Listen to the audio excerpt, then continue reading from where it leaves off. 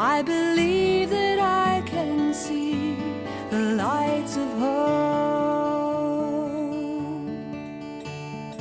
Miles and miles go by so easily. Good evening. Good evening. Welcome to the latest version of the RFM's lecture series. We are so happy to be able to bring this to you again. We hope to be able to continue this series for some time with lectures in the spring and the fall of every year. Tonight is a very special Remembering Reedville, focusing on the commercial history of Reedville, and this video and the whole program is thanks to four very special people: Betty Mountjoy, Dennis Alpino, Spud Parker, and I know Donald George is here. I've seen him somewhere. There's Donald.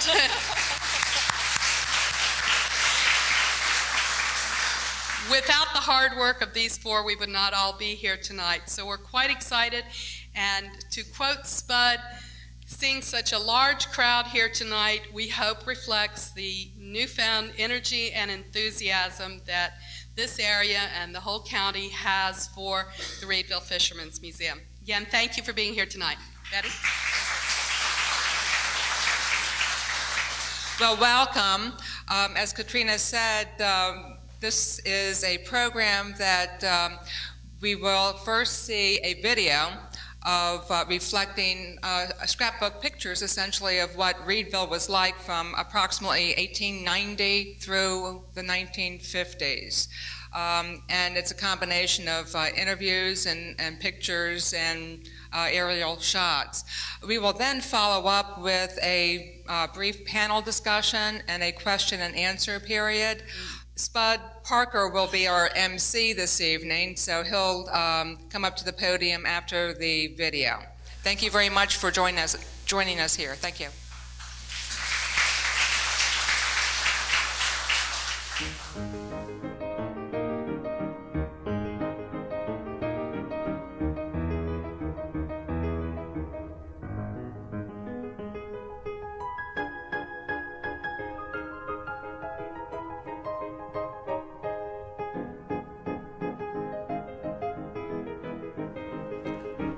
In the past 137 years, Reedville has undergone massive changes, from wide open fields to our rather developed, sleepy fishing village of today.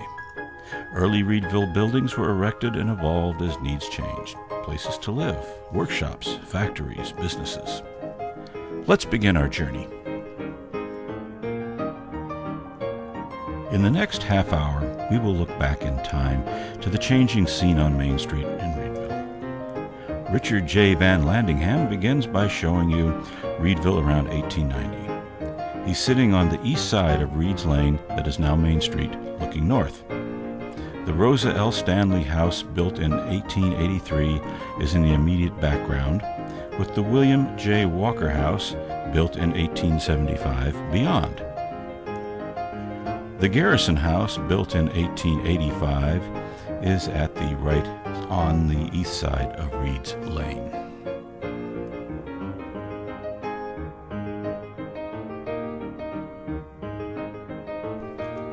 This aerial view depicts Main Street in the 1950s. Mr. Van Landingham was sitting about here.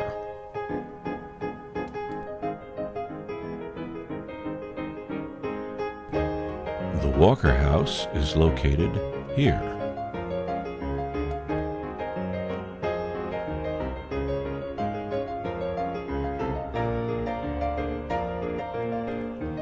The Stanley House is here.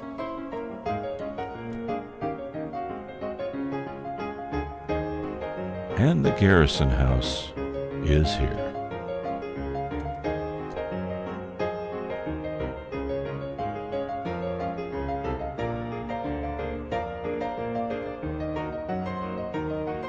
Here's a picture of the west side of Main Street in the early 1900s.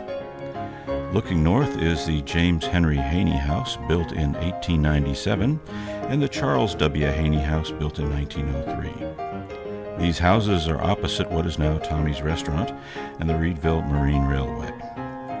The Elijah Reed Monument is just beyond the second dwelling. Notice the white picket fences lining the dirt road and the bedding hanging out of the window to air out.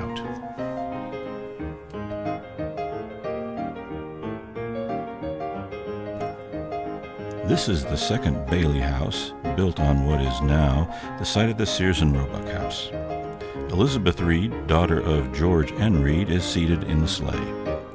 This house burned in 1925. Behind the house, Isaac Bailey had a boat shop. Samuel Butler and Joseph Davis bought this boat shop in 1906. The partnership lasted until the 1920s. Butler's Marine Railway has been with the Butler family to this day. Transportation in the area was primarily horse and buggy and boat. However, in February 1912, George N. Reed purchased this 1912 Hudson from a Richmond dealer. Reed did not attempt to bring the automobile to Reedville until August of 1912 because the roads in the area were so sandy and muddy. This was the first automobile in Northumberland County. The first day of the trip was from Richmond to Fredericksburg, a distance of some 70 miles. They took this route to get across the Rappahannock River because there was no ferry to carry the car. The night was spent at the Princess Anne Hotel. This photo was taken on the second day of the trip at the Tutusky store in Richmond County. Standing is Dr. Henry Ward Randolph of Richmond. On the left in the car is his wife Agnes Rebecca Reed Randolph, holding her son, Ward Reed Randolph, great-grandson of Elijah Reed. Note right-hand drive and chains on the rear wheel. After filling the radiator with water, the party arrived in Reedville, which was 100 miles from Fredericksburg, on the second day. The same year, Captain Otis W. Douglas of Fleeton purchased the second automobile in Northumberland County. He was coming to Reedville the same time George Nelson Reed was going to Fleeton. The automobiles collided on the sharp turn just south of the Tabitha Post Office at the intersection of the road to Chesapeake Beach. This curve was known as Susan's Corner. The front wheel of the Reed automobile was damaged and replaced by the spare. The damaged wheel hung in the Reed barn in Reedville for many years. After this accident, Captain Douglas made a habit of regularly sounding his horn as he drove from Fleeton to Reedville. In 1875, the Maryland Steamboat Company began operating steamers to the fishing ports and post offices. The first steamer was Emma Dunn. A few months later, the Massachusetts continued on the route. However, the Piankatank was the most remembered of the steamboats that docked in Reedville. The steamboat was used for shipping goods, entertainment, and transportation.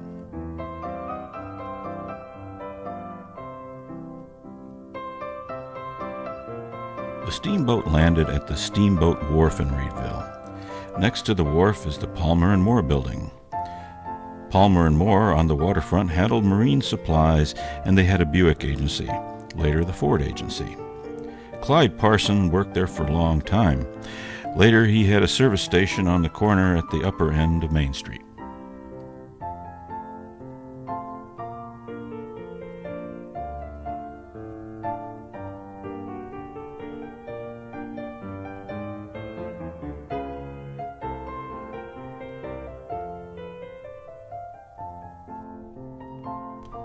Automobiles were shipped down on the steamboat and assembled on the wharf.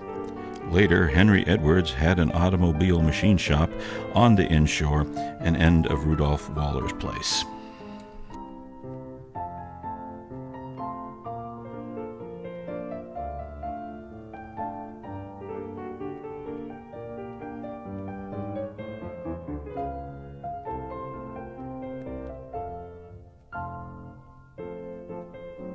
Here, Reedville is celebrating November 11th, 1918, Armistice Day, with a parade. Notice the Edwards and Reed factory in the background to the right, the Palmer and Moore Company next to the factory, and finally, the Ice House is among the remaining buildings to the left. Notice the Reed and Rice store.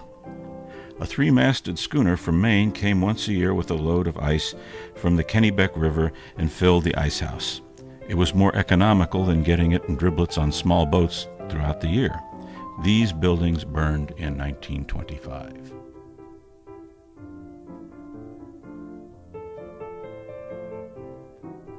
As stated in Miriam Haney's book, Reedville, 1874 to 1974, a reporter from the Progress magazine once paid a visit to Reedville.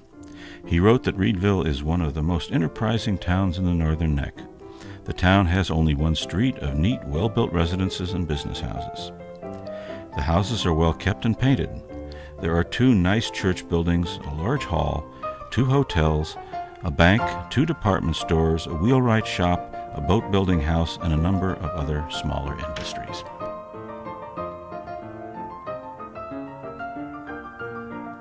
Here we have a waterfront view of the end of Main Street in the early 1920s. This picture was taken from the Kapunga, a World War I wooden freighter which laid off Reedville in shallow water for a couple of years while her engines were being removed and installed on the fishboat Louise. Her boiler was removed and used by the Palmer Fishing Company. Her hull was later scuttled. During her stay off Reedville from 1922 to 1926, the Kapunga was an attraction where visitors were allowed to board. Notice the women and children on her deck.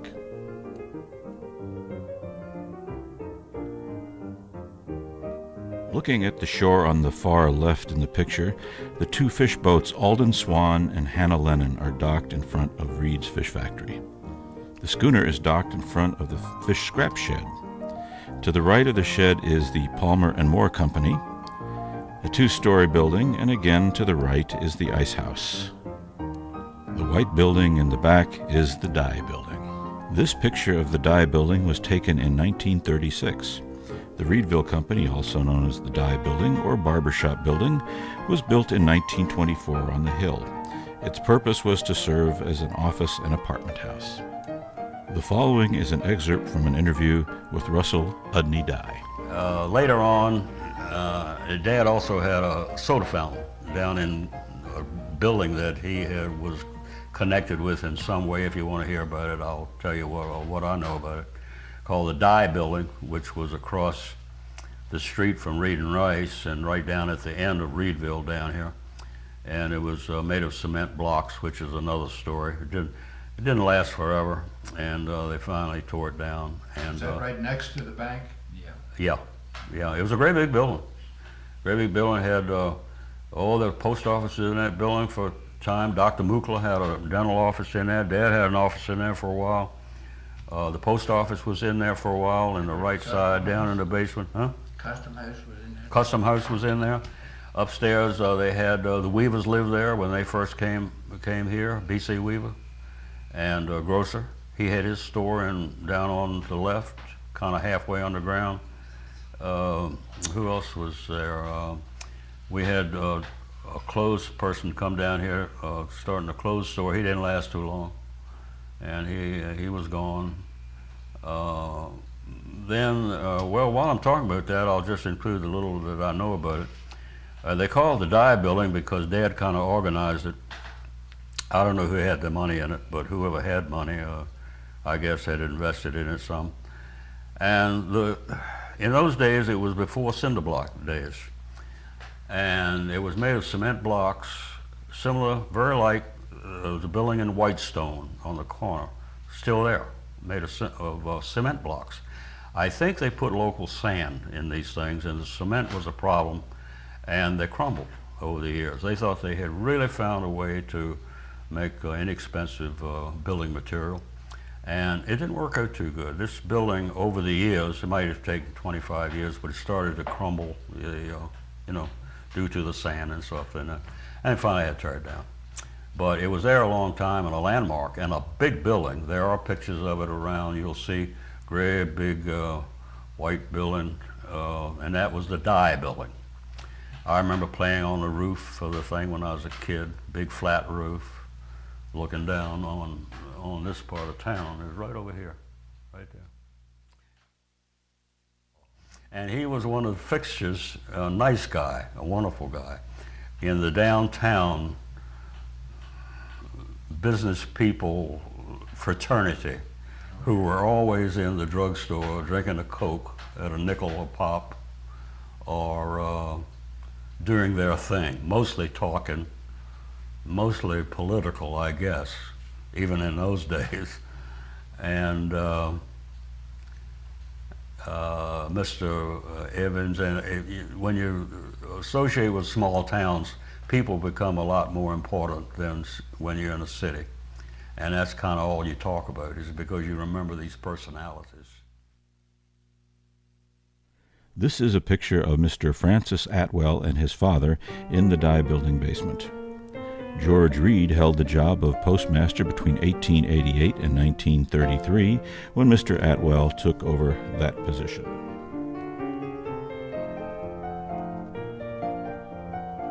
The Reed and Rice store building now houses the Sea Products Company. Reed and Rice owned a big double horse wagon used for delivery service in the area.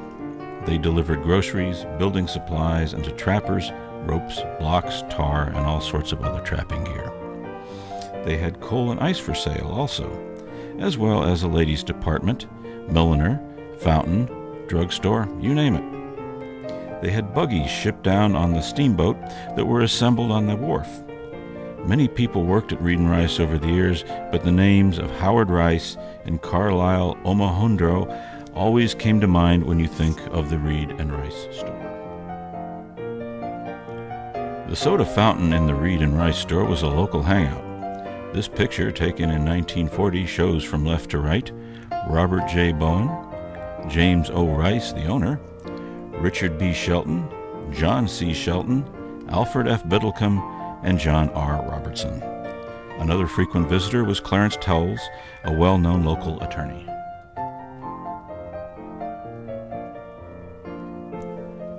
Also in 1940, the clerks in the Reed and Rice store pictured here from left to right are Robert J. Bowen, Howard T. Rice, James O. Rice, and Carlisle A. Omohundro. Mr. Henry Hathaway's law office, built in 1903, once housed the post office, a waiting room for the steamboat, Mr. Reed's office, and the telephone office. Most homes had party lines where locals could listen in for local gossip. His law office is the red-roofed two-story building to the left of the Sea Products building.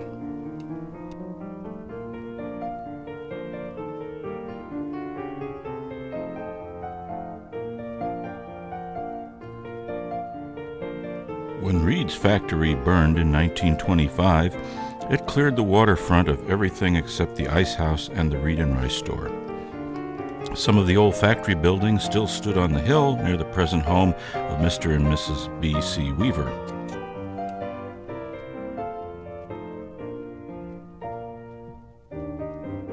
Here's John Lowry standing on the ice plant porch. When the ice plant was built, blocks of ice weighing 200 pounds were made. Construction of this plant later eliminated the need to have ice shipped in all the way from Maine. In 1913, Cliff Overton and Leo Edwards had a machine shop close to the current Jack Shelton place called the Fleeton Machine Works. Reedville was a booming town with an automobile repair shop. This receipt documents repairs of automobiles owned by well-known successful businessmen in the area.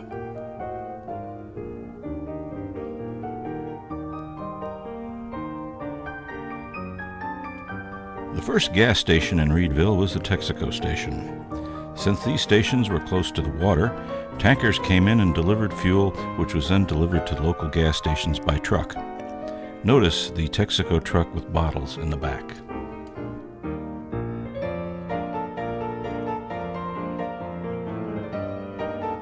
The first gas station became the Reedville Motor Service Company. It contained a garage that offered general repair work. The business was located next to Isaac Bailey's house on the Dye Building home site. There was also a boat shop in the back. Both Isaac Bailey's house and the garage burned in 1925.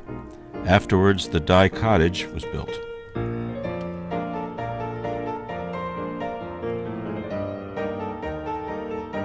This was the site of the Texaco Distribution Company, where tankers delivered fuel. These tankers were approximately 150 feet long, which is about the size of one of the commercial Menhaden fishing boats. I grew up in what now is known as the Sears Roebuck House.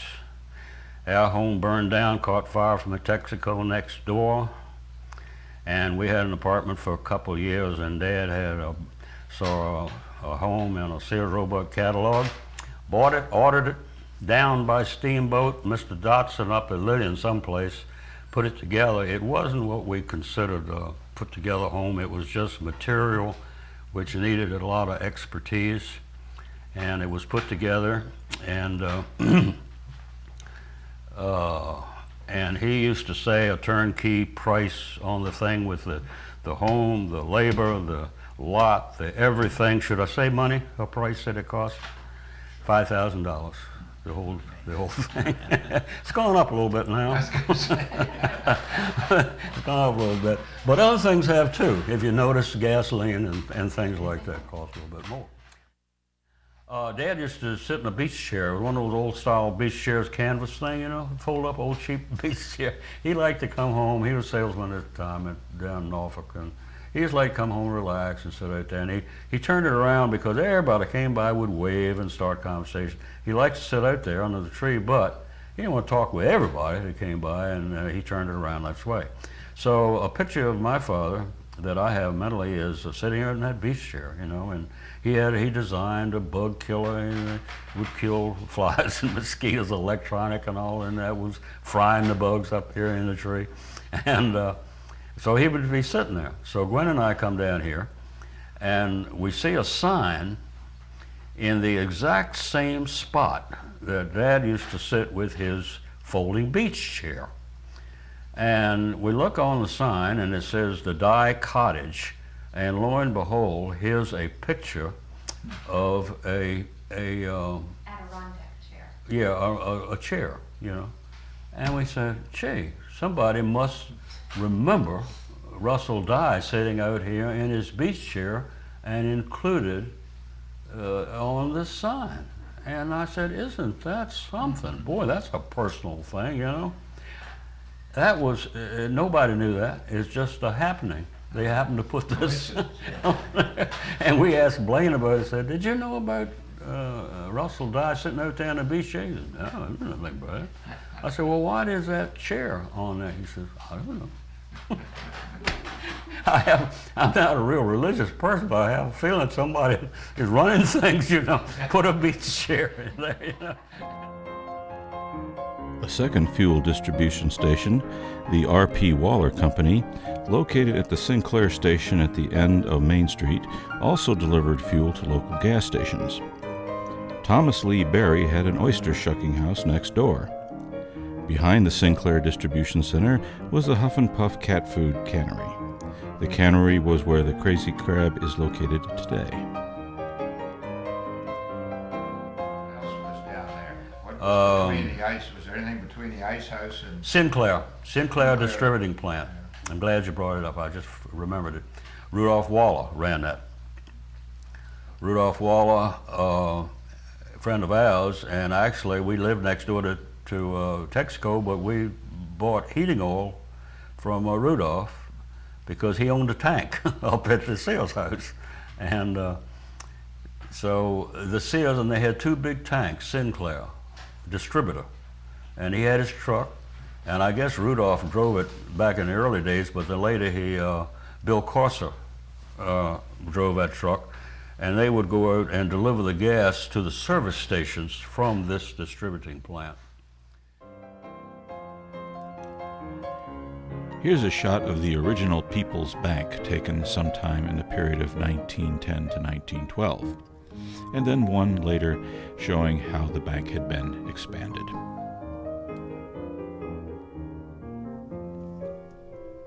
This is a picture of the early Blunden and Hinton store, taken around 1930. This store has seen many changes over the years and is today currently Tommy's Restaurant.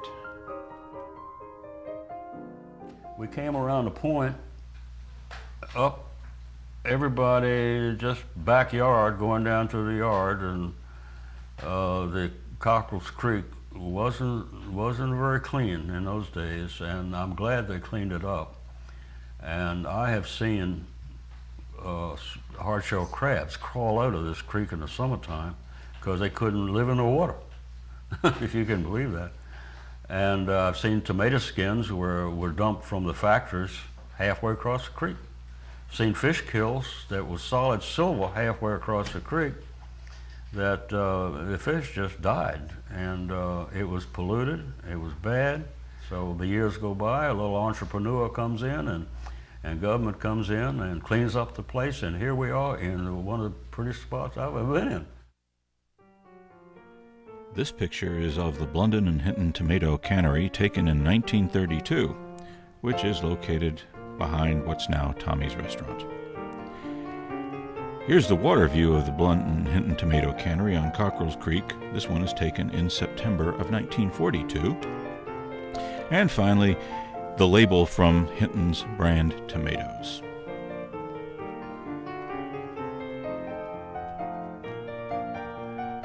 Here's a shot of Johnny Campbell and Mr. Carey standing in the Blunden and Hinton store. Notice the variety of goods for sale. And here's another shot of the inside of the old Blunden and Hinton store.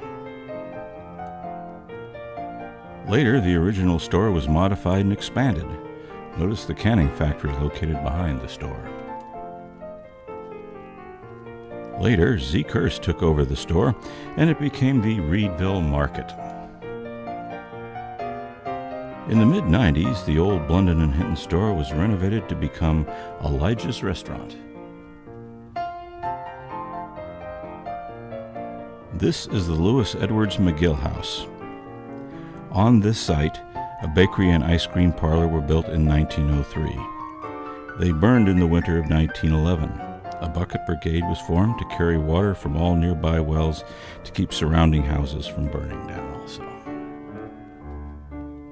Mr. McGill built another one-story general store and bakery in 1912. This picture shows the rear view of the store with bakery and oven buildings in the back. Other than a brief sojourn, Mr. McGill ran the business until 1942, after which Mr. W. Harold Haney purchased the property, moved the building back from the edge of the road, and generally remodeled it. Other businesses in that building included an insurance company and an art studio.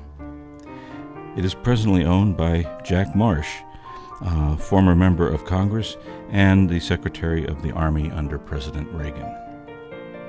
Next to McGill's store, T.J. Booth ran a trucking company delivering foods and various goods when the steamboat stopped coming to Reedville.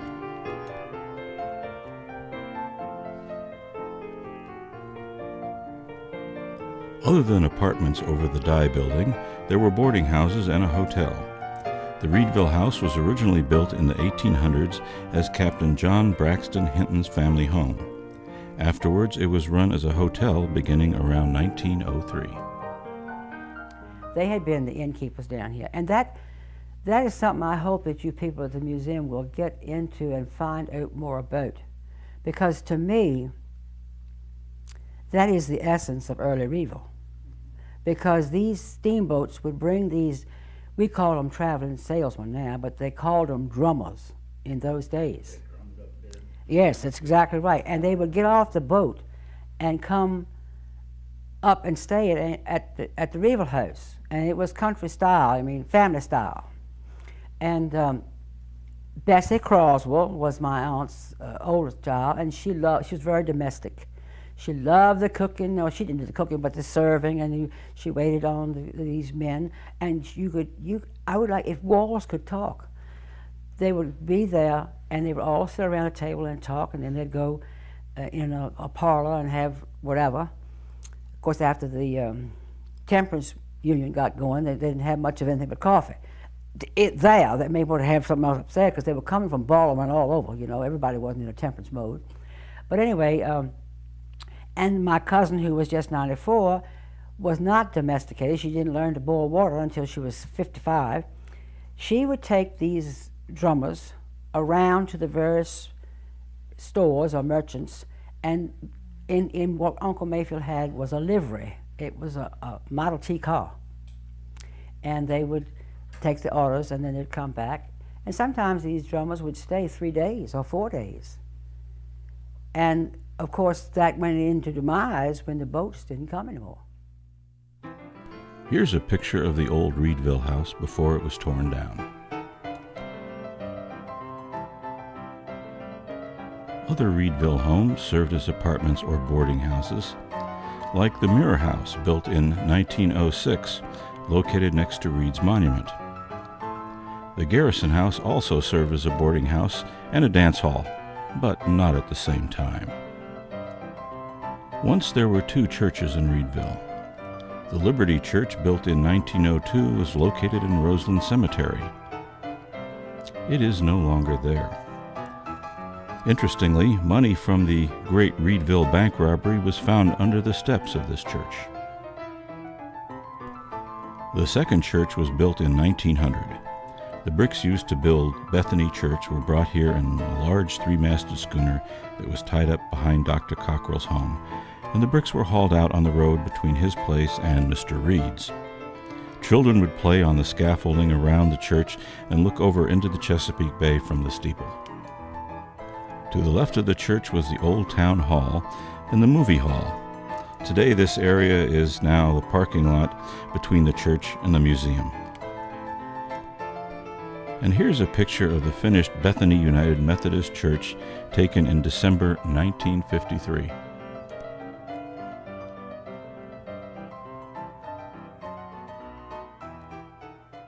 But my dad was kind of an entrepreneur. He was postmaster here under Hoover, but we'll get into that in a minute.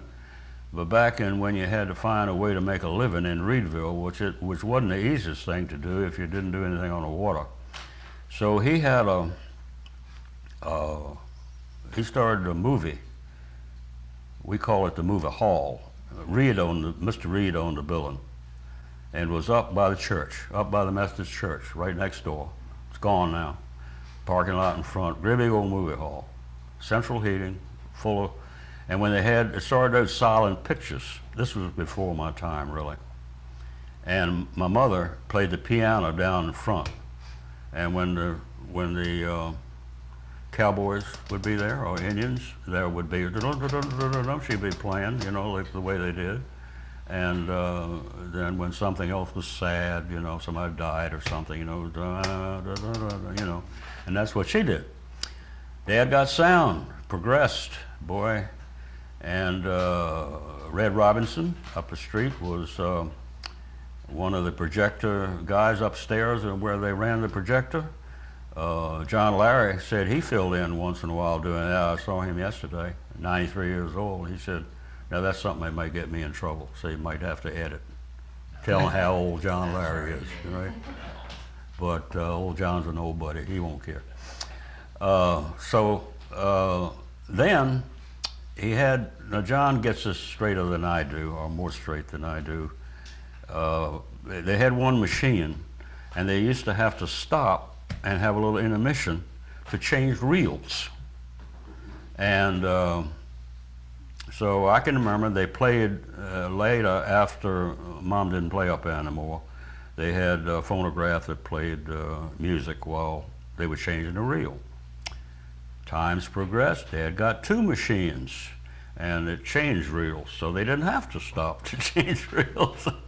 And that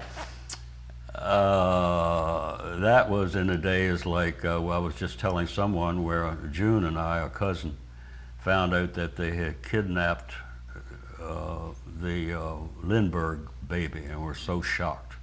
And we ran home to tell our parents, because news didn't travel very fast in those days. We just found out about it on Pathé News, you know. Pythian Hall was the only public school before the first Reedville High School was built in 1909. Pythian Hall was located in the lot behind the Masonic Temple. And around 1906, Clem Haney had a store on the lower floor of the Knights of Pythas Hall. Ladies' wear fabrics, shoes, ribbons, and hats were sold, and a seamstress was on site. The Masonic Temple, located in the forefront of the picture, was built in 1912. The first Reedville High School subsequently burned in 1910. It was replaced by a second high school which opened in 1911. This picture was taken around 1930. A new high school was built in 1929 and is now known as Festival Hall. This is located in the center of the picture. Elementary school students then moved to the old Reedville High School building. The elementary school is to the right, and the home economics building is to the left, where the current fire station is located. This picture was taken around 1950. During the 1920s, children from Fairport and Fleeton came to Reedville by a boat called the Educator. They then walked down the street to school. And Millionaire's Row up here across from the high school, the big homes that sat back from the street, they were all owners of fish factories like Mr. Howard Jett and the McNeils and the Raymond Haney's and Millionaire's Row up across the street.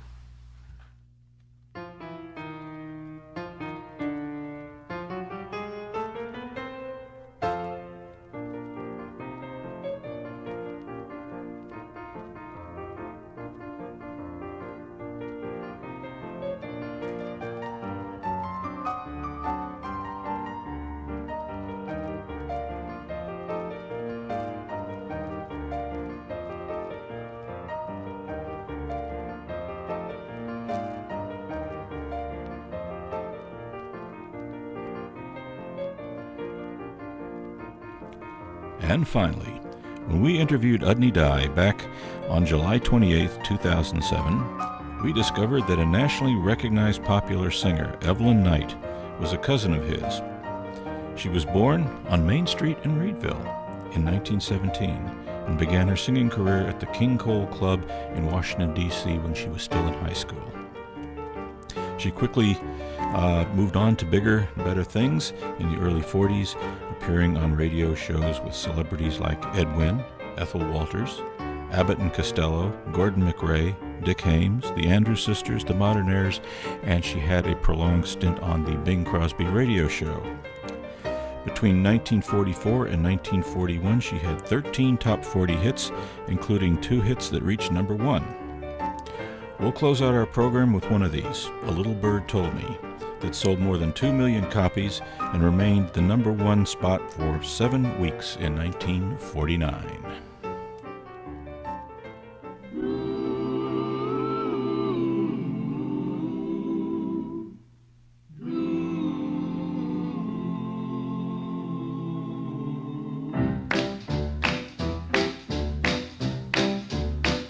A little bird told me that you love me, and I believe that you do.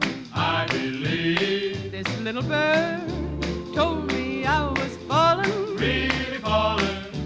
falling for no one but you. No one but you. There's no use denying, I might as well confess.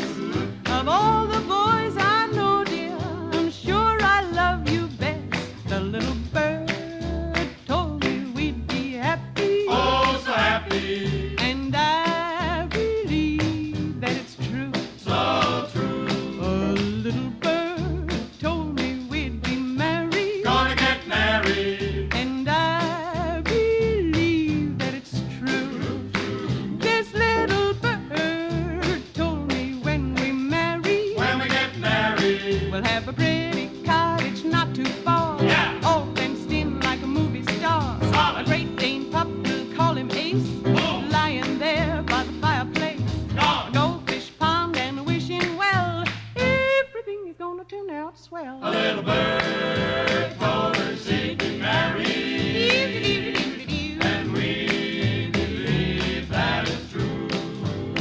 This little bird said she'd have a family. Now tell us what we're gonna do. We'll have a pretty cottage not too far, Yeah. all fenced in like a movie star. Solid. A Great Dane pup, we'll call him Ace, Oh. lying there by the fireplace.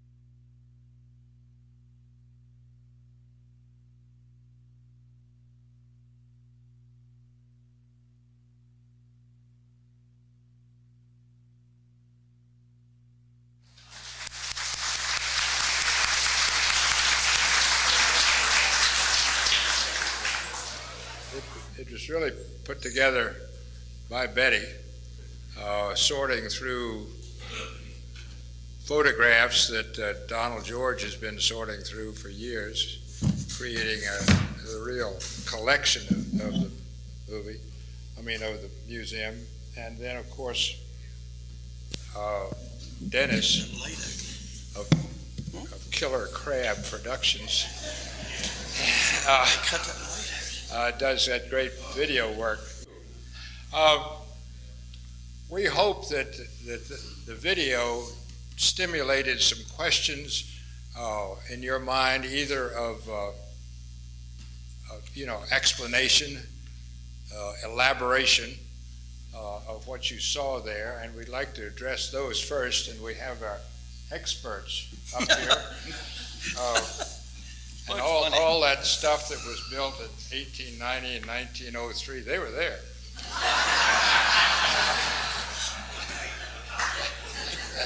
And we can get an eyewitness report. So do we have any questions or anything like that?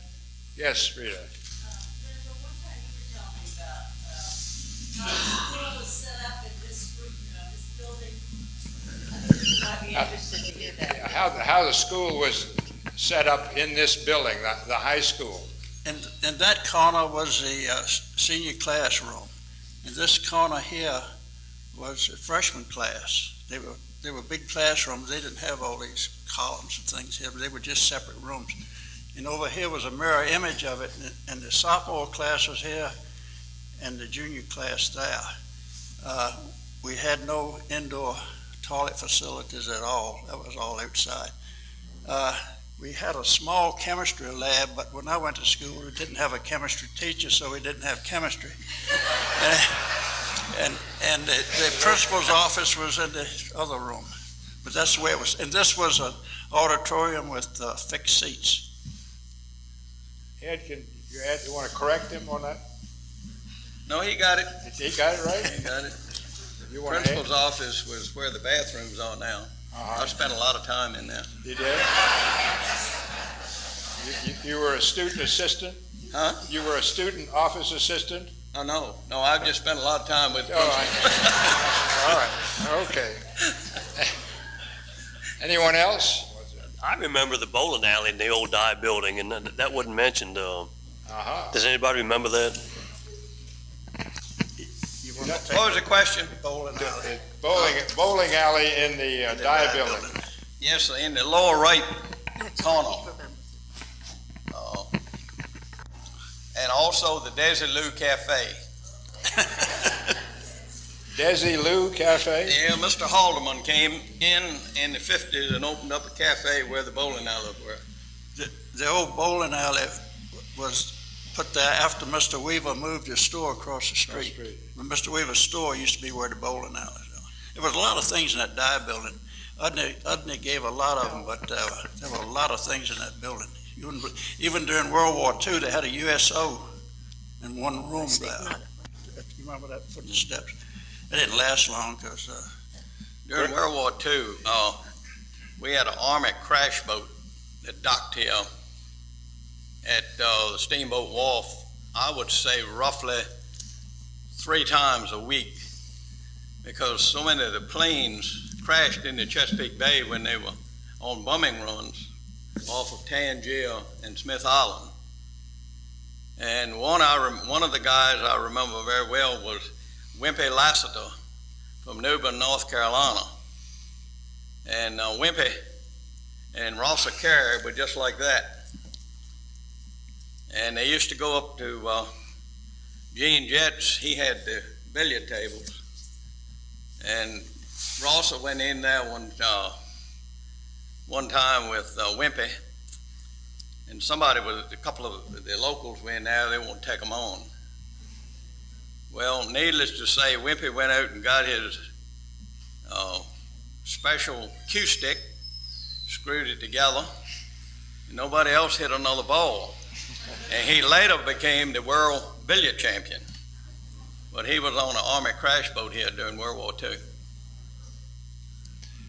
Greg, was that the Corsa who drove the Waller truck, ancestor of yours? Your cousin? Okay. Others? Yes. The Reedville ball team. Yeah, that was the Reedville ball team and league. The main was after World War II. That didn't go back that far. That was after World War II. But they had a good team. Everybody played ball then. That was before television and all these cruises and everything else. People entertained themselves every weekend playing baseball or going to games. It was a popular sport at that time. We didn't have anything but baseball here in high school. We had no football, basketball. I think we had an old soccer ball, but nobody knew how to play soccer. And the principal was our coach, a lady principal, Miss Clark. She was about 5 feet tall. And she'd come out on ball game days with 3 balls, you remember that, in her hand. Very well. And if that's all we had to play with, and if we lost them during the game, we didn't have anything to practice with the next week. One of these football helmets that these kids have now in high school costs more than our whole sports budget. It's the truth that the local businesses bought the baseball uniforms that we had with their names across the back. When he gets through, Reed and Rice. I try to go to sleep before midnight. Yeah, we do. In the old Reed and Rice building, it was divided into 2 parts. And I know you all saw all of the pictures of it. But on the right was the grocery. And on the left was the drugstore and the pharmacy. And in the back, as you went in, there was this grand staircase that went upstairs to the 2nd floor. To us, it was equivalent to what you see in the Jefferson Hotel in Richmond right now. But all of the dry goods were kept upstairs, clothes and things like that. London Hinton primarily was groceries and marine supplies. But several years ago, I was at an auction, and I saw this scrapbook. I thought it was a scrapbook. And after a spirited round of bidding, the auctioneer knocked this out to me, and I had to pay 50 cents for it. Oh, what a sacrifice. Well, this is a book that was at the Reed and Rice. It was a sample book where they bought clothes. It has the samples in it, and if anybody would like to see what the clothes look like in the fall of 1914 and the winter of 1915 with the samples, I have them here. The main office of this supply was in New York and Chicago, and that's where the orders were sent, and then they were made and sent back here. Very interesting book. Arriving by a steamboat. Right? Yeah. Good question over there. Question. Yes, Ted. It's not a question. I just want to let you all know, I just talked to KK about 5 minutes ago and let her know to whom this presentation was dedicated. She got a little teary. That's Tommy Crowther's widow. Yeah. Jim. Dedication. When was the customs building built? Was that during this time or did that come later? The customs building. Yeah, I was curious as to why Reedville had a customs house anyway, being a fairly small place. But it had more ships registered down in and around the East Coast in Reedville. I don't know how long it was. You got any idea how long the customs house was there? It was the 70s or 80s. It started out in the dye building. Yeah, but then they moved it over into the barber shop. That was a barber shop building. And then when the barber left town, they moved the customs house over there. And that you think was in the 70s or something? No. You mean when it was built? Oh, yeah. No, it was way before that. It was probably up into the 80s. Gladys Evans was the last. He's talking about when it was first built. Oh, I don't know. That was ancient. Barbershop. Before your time? Yeah. Holy mackerel. I know the customs house the customs port was discontinued as an official port somewhere in the late That's, Congress passed an act to do it. But at one time, it was one of the busiest custom houses on the East Coast. 48, 49, 50, my father had an office there, that office. The little white building. Yeah. and your father was Dr. Dr. Mukla, and it was in the, office in the dye building. and then he had, He went in that little white building, and then he had it up in his home in, all the way 54. All right, we're learning. Nick? Well, I noticed during the video that there were quite a few fires in Reedville. When did the first fire department develop in Reedville? Yeah, the volunteer fire department, when did that come along? After World War II, in 1946, somewhere now. They got one old truck, and they used to keep it over to where the American Legion building is. You know, I just got to say something. When I first moved down here, that siren goes off every now and then I see all the volunteer firemen walking around with radios, and every time I try to get somebody to work on the Elvis C, they say, radio went off, I've got to go.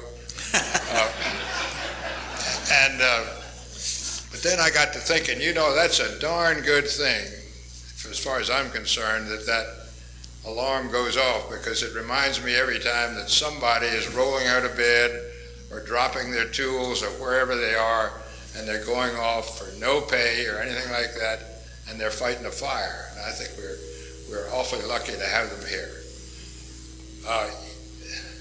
Dick? I don't have a question. Betty is so excited about carrying this mic around. I just wanted to give her something.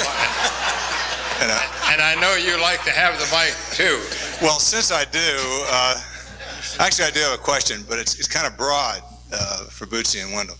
There was so much enterprise on Main Street, it's thriving, that, you know, through most of that video, right up to the 50s. Where was the population that kept everybody in business?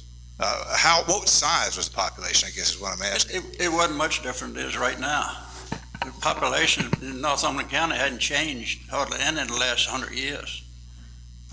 It's almost like it is now. There's a few more people clustered right around Reedville, but there were big farm families around, and I don't think it's changed that much, really. But that, you know, it didn't take much to keep them in business in those days. There were stores everywhere.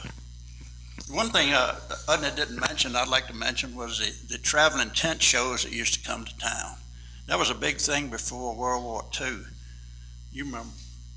I remember up on the corner here, they even had a trapeze act, and the next day all the kids around here were swinging from the limbs of trees. but they had one vacant lot almost down at the end of the street, and they had a tent show there. They didn't have to worry about parking because everybody was walking, either that or coming by boat. Everybody. Yeah, that's where the trapeze act was, up there, up on the corner, right across from BP station. Speaking of walking, haven't I heard about the people that crewed on boats having to walk a couple of miles to get to the office each morning? Because they lived all out and around, the crew on the fish boats and so forth. Yeah, of course this is really ancient history, but when Lee and Lumber Company first started, people in Hacks Neck used to get in a skiff and row up the head of Bridge Creek and walk down to Lee and Lumber Company. It probably took them 2-3 hours to make the trip each way. But you know, they had to find work somewhere. The Mumford Bank that came from Maryland. Mumford Bank? That's the one, I think that was the one that was robbed, wasn't it? I think that's the one that was robbed that time, but yeah, there were 2 banks down there at one time. He started the bank in Reedville, Heathsville, Kinsale, Colonial Beach, Cali, Warsaw, etc., 1800s. But he started one in Reedville. But was it where the bank is now? I don't know much about it. I was way before my time, but from listening to people talk, I think it was across the street from the present bank and just up the street a little bit, I think. Where the Chitter Chats is now? So it's right next to the People's Bank. Okay, we're learning things. That's good. Yes, ma'am. I saw a picture of Armistice Day. sort of a story from Grandma, but who would have been the owner of a car that lived in Fairport? A McNeil? Probably. Maybe a biblical, I don't know. Because she said that on Armistice Day, they lived at Carrie School in Lillian, and heard this hooping and hollering, and pans being banged and everything, and the one car that was in Fairport was heading on the way to Reedville, and people were hanging off the side of it and waving flags, and the war was over, and people were running, and they all took off and they ran all behind the car to Reedville that day to celebrate the end of the war. Any information on that, Fred? It would probably be Mr. Will by Edwards or one of the McNeils, somebody that owned one of the factories down there. Cliff.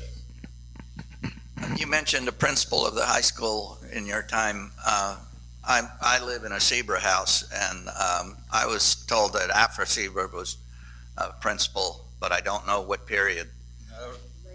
That was later. Later. After Miss Clark, yeah. Okay. Yes, sir.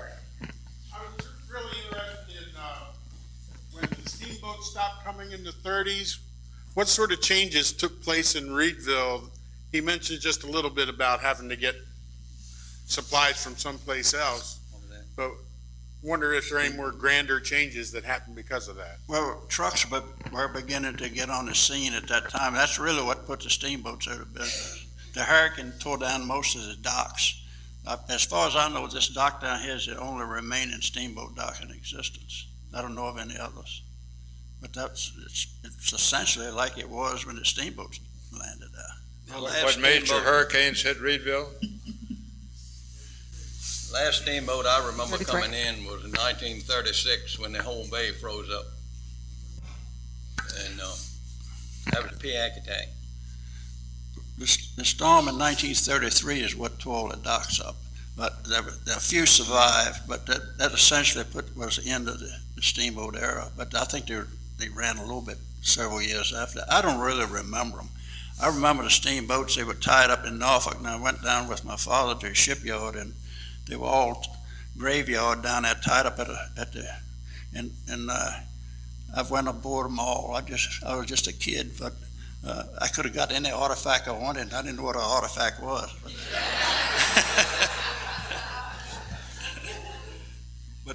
But they were grand old ships. I remember the Bay Line ran many years after that from Norfolk to Washington, Baltimore. I don't know where they ran to Washington, Baltimore. Ran to Baltimore, I think. Nick? Yes, Bud, we didn't see anything in that video about the menhaden industry. I wonder if anybody could give us a thumbnail sketch of when that got started and how it developed and so forth. I understood. I've only been here 30 years, so I don't know anything about except two menhaden plants, but they told me that they're all up and down the creeks and rivers. You come here is always a problem for us. Who wants to take that? Ed? Now, I didn't introduce these two. I should have. Ed Rice there is from the long heritage of boat building.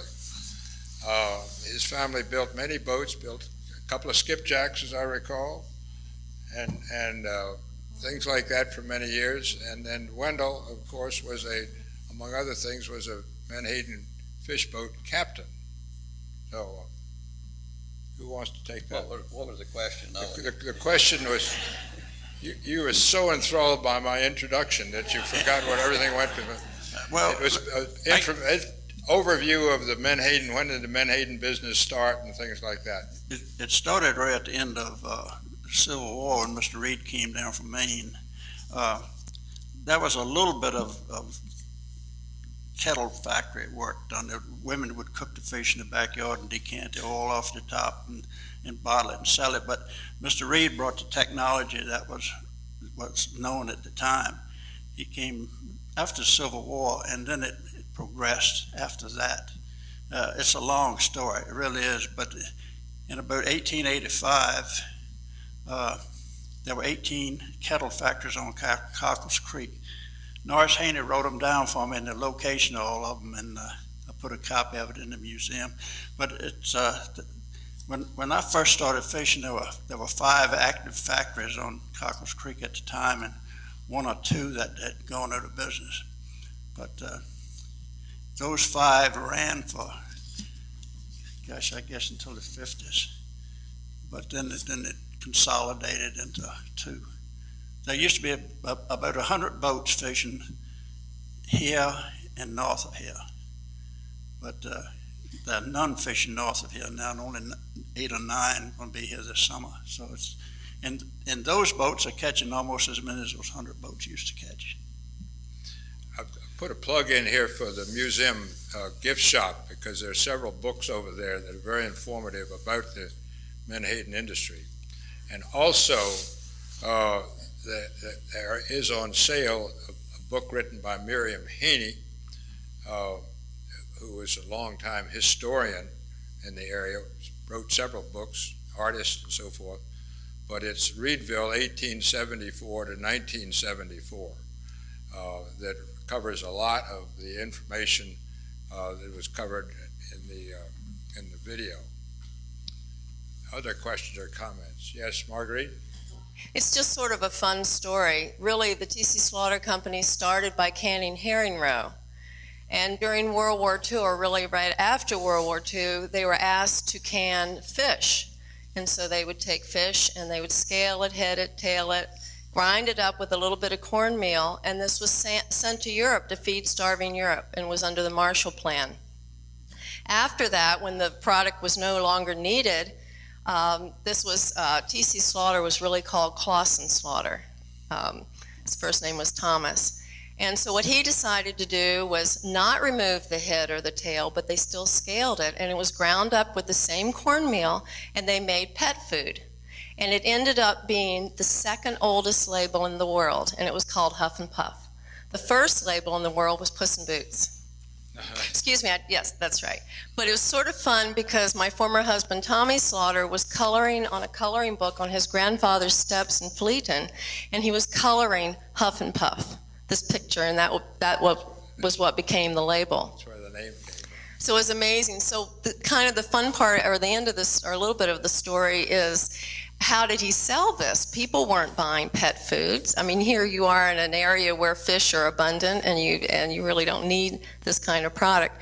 He would go to stores and he would open a can and taste it, because it was pure. I mean, it was pure fish. And he would show how good the product was, and that was sort of the beginning of Puff and Puff.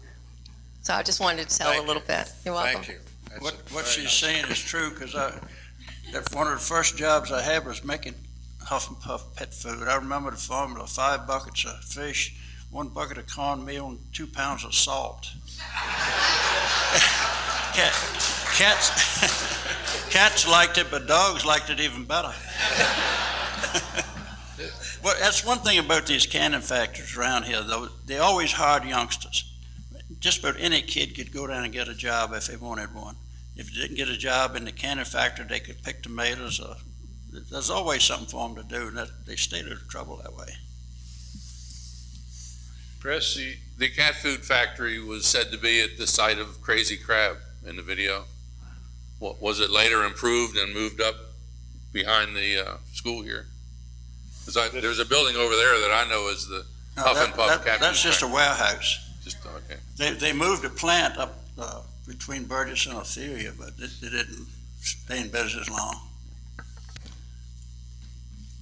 They had to move off the water because of the pollution. In the 70s, when they put the sewer system in, they cleaned the creek up. This is turning into a discovery night. It's really great. There's a interesting little exhibit in the museum about this. I can't remember whether it was a side paddle wheeler or a steamer that traveled around the bay, hit various places, and it was like a showboat. The Adams. And carried. I mean, it seated a large number of people, and I was fascinated with it. Did that hit Reedville in your time? Oh yeah, I remember going on it 2 different times when I was a child. It was a big deal. Everybody wanted to go on it. I'm sure you went on it. What? Floating theater. You went on it. Yeah. Anyway, I really they're trying to get that thing going again, and I'd really like to see them do it. It would be great if they could get it going again. Well, as a matter of fact, I read or heard something just a week or so ago that somebody is trying to replicate that. They're trying to put together another floating theater to go around the bay. And incidentally, there's a first-class model of that down in the steamship steamboat museum down in Irvington. It's one of these models where you open up and you can see what's the seats inside and so forth. Yes, sir. How did you all survive the odor? Odor? Or was there?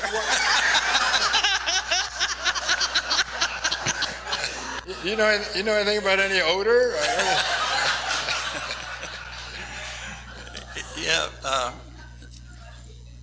there were quite a few ramifications for those 18 factories. I tell you that if you paint your house white, it would turn black overnight from the galvanic action of the water.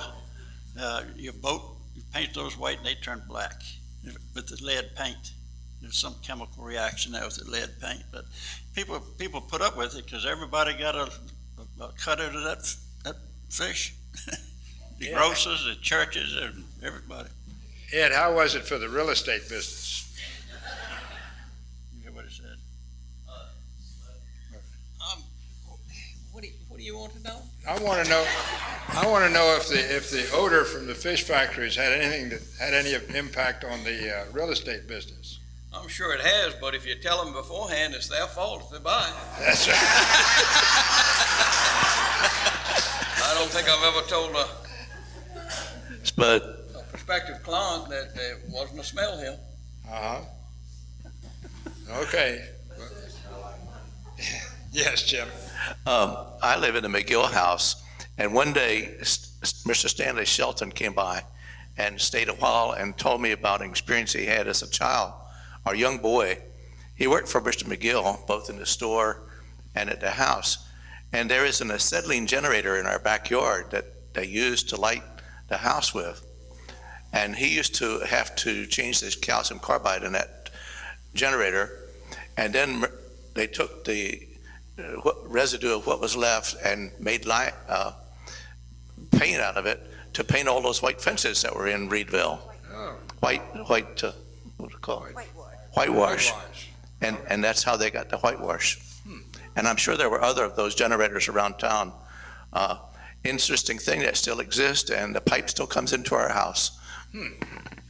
Yes, Dr. Lewis. Thank you. I lived in Fleeton. I was in the country. We won't hold that against you. Yeah. It's all right.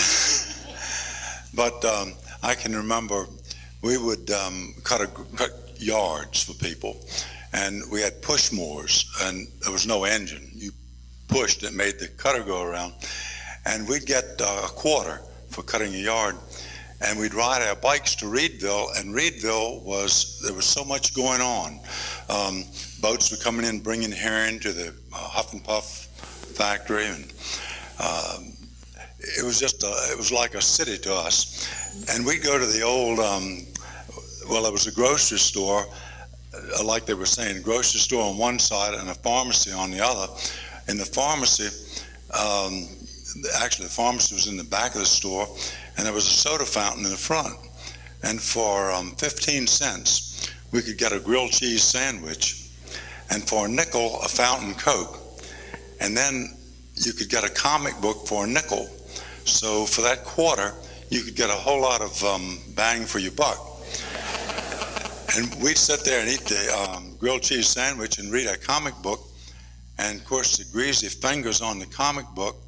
And Leroy Sampson, the pharmacist and the owner of the store, used to hate it because we wouldn't take home the comic book we were looking at there. We'd put that back up on the rack. Pages would stick together. And then we'd buy one to take home. But Reedville, it's just amazing how much activity there was. There were hundreds of people who'd come in to cut the herring. They'd go over to Weaver's store. Mr. Weaver would make sandwiches, ham and cheese. And most of those laborers would come over and buy a sandwich for 10 cents and have a drink, a glass of water or whatever with their meal. But Reedville was a very busy town back around 1950 or before that. Emery, I know you've heard this and eating some of Leroy Sampson's sandwiches. I've often heard that his knife was so sharp that when he cut the meat, it only had one side.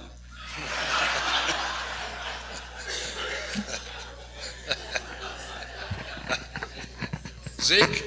Yeah. One of the things that I don't believe was in the video was that the big attraction for Reedville was the floating theater.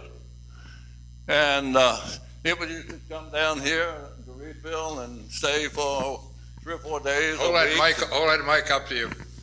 It would come down and stay 3 or 4 days or a week. And they had different shows every night. And they'd send out posters down on the Pianka tank a week or 10 days before the boat would come down, before the floating theater would come, so that they could be distributed around in business places. And that was a big attraction for this area. I mean, people came from however far they could run their horse. But it was something else that was going on by then. And another thing that about the going back to the schools, there used to be a little 2-room school up here at the corner of Reedville. And Mr. Hyde Marsh, that was Jim Marsh and Hyde's father, he told me a number of times that he stayed in first grade so long that when he went upstairs, he thought he had gone away to college. When did the floating theater stop functioning? Probably a year or two before World War II.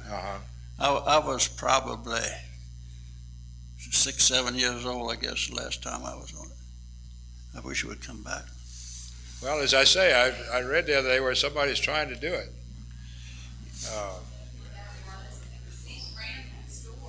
Zeke Hurst. That was Zeke Hurst who ran the Reedville Market, which is now Tommy's Restaurant. You know, Reedville used to be a town of cottage industry. Everybody made a little bit of money doing something. Even the widows baked bread.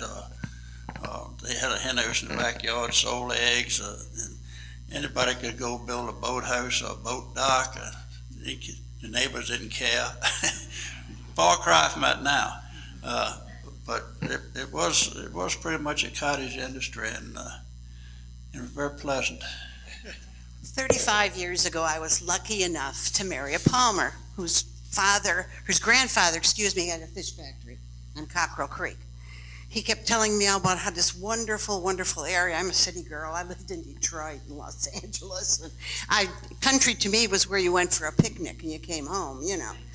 But anyway, he kept raving about it. So I don't think we were married, maybe 9 days.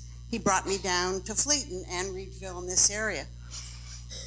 5 o'clock in the morning, the second day we were there, I woke up and the smell I couldn't imagine what that was. And that house in Fleeton was right on the water, so it was on a direct path. I went over and I banged him on the arm and I said, "What is that horrible smell?" He said, that's the smell of money, honey. And his Uncle Frank Frank Palmer lived right across the road in that big house down at Fleeton. And he was funny because he used to talk so much about when they were kids living in that house. And all of who knew about smell? Didn't everything smell like that? Didn't know anything different, yeah. Oh, I don't think you better give her that microphone. I mean, for heaven's sakes. No, that's... Well, nice try, Betty. I just want to say that the women were alone so much of the time because the men were on the boats for a week at a time. And the women banded together. It was like a relay system. If somebody came in town that First Coast didn't know, they sent the message all throughout the community, so they really looked out for each other. And back in the war, we had a little watchtower up here where the Well, it used to be the firehouse. It's a place now where they rent apartments up here next to the station. And the women manned that, and the children would have to run around outside and play and get together, and the women would watch for the airplanes and phone that in. So the women really developed an independence and a very close relationship with each other during most of my growing up years. Thank you, ma'am. You know, we have an oral history project in the museum, and Udney Dye and Jean Booth McKinney were part of that. And we've had a tough time getting the ladies to be videoed. We got Ms. McKinney was not reluctant to do it, but others whom we have approached don't cooperate at all. Speaking of cottage industries, somebody tell me about the herring scale business. Tell that. That was run. The scale house was right behind Dr. Cockrell's house down the lane by the Reed house. And it was run by, what was it, Fred out of New Jersey or New York? Yeah, but that's the one that was down there by Bucks, wasn't it? Merrill Corporation? That's where your dad put his scales out, wasn't it? Right. Okay. So how did it work? How did it work? Tell us about how it worked. You have to ask somebody that's... It was what they would do when they fished the trappers, they put this fine mesh net under the pound or the pocket where they were gathering the fish, and they take these things with bottle tops nailed to them and shove down in the fish and knock the scales off, and they'd go down in this net, and that's where they salvage the scales. But they didn't use the scales, they used the slime off the scales. And they somehow or another they made these real pretty pearls. Put them in centrifuges. Yeah. Can you fill that out, Fred? Yes, we caught the scales from the fish, and we would sometimes save a ton of scales out of a 30-ton load of herring. And the scales were taken into the processing plant where they would be run through similar to a dry cleaning solution. And the pigment on the scales would separate from the scales. And once that was completed, that solution would run through a centrifuge where you'd separate the pigment from the dry cleaning solution that would be used again. The scales were used for fertilizer. They put them in a pile, let them go through a heat, and spread them on the land for fertilizer. And the pigment in the raw form was carried back to Connecticut, where it's used to make costume jewelry, imitation pearls, pen and pencil sets. But the Japanese came up with a substitute in the late 60s, and it destroyed the value of the scales. But a pound of scales would bring 7 or 8 times as much per pound as a pound of herring would bring. So it's worth getting the scales off the fish to be processed. Now, was all that processing done here in Reedville, or was it done up north? Only to getting the raw pigment off the scales. I see. They were put in like 10-gallon milk jugs, capped, and delivered back to Connecticut. I see. Thank you, sir.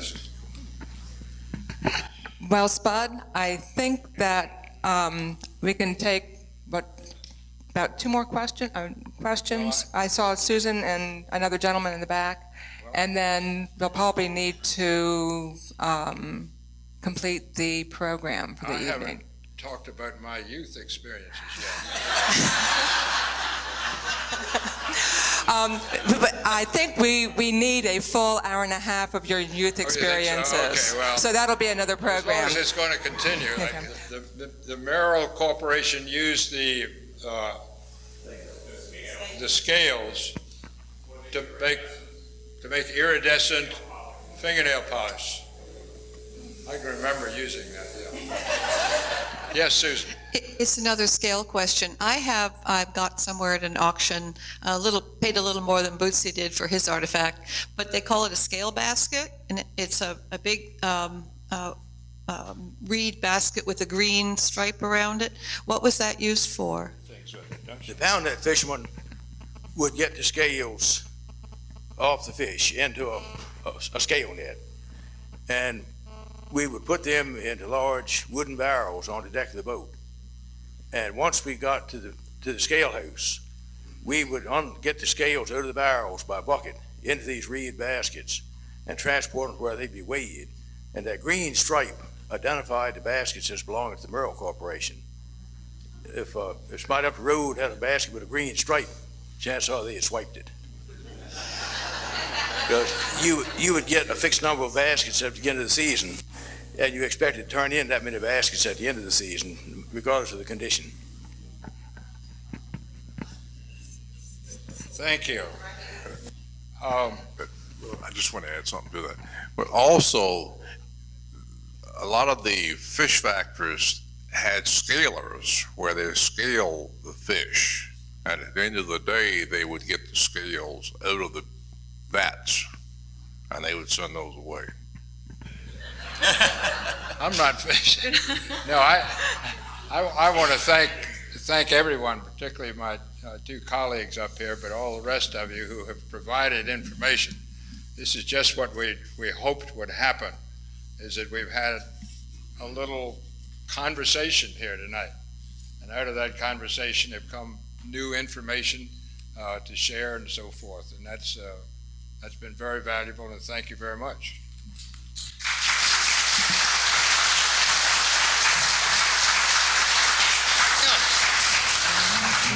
Standing, waiting at the door,